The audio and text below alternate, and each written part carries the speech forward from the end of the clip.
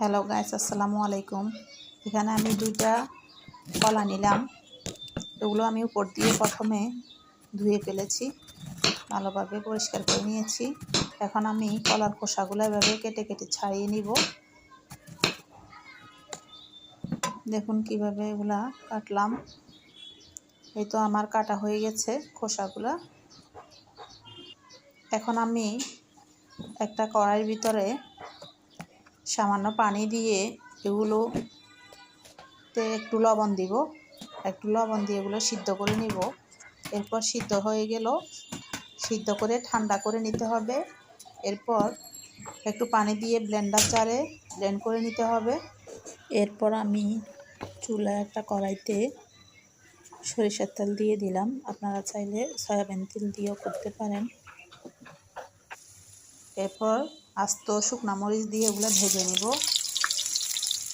এরপর দিয়ে দিচ্ছি আমি পেঁয়াজ কুচি, রসুন আদা কুচি, পরিমাণ মতো লবণ, সামান্য হলুদ গুঁড়ো, দিয়ে দিচ্ছি মরিচ গুঁড়ো। এরপরে দিয়ে দিচ্ছি আমি মিক্স মশলাগুলো। এগুলো সব একসাথে দিয়ে ভেজে নেব কিছুক্ষণ। এরপর আমার ওই যে ব্লেন্ড করা কলার খোসাগুলো এভাবে দিয়ে দিচ্ছি। এগুলো অনেকক্ষণ নেড়ে চেড়ে ভেজে নেব। এই তো আমার প্রায় ভাজা হয়ে আসছে। এখন আমি দিয়ে দিচ্ছি একটা ডিম।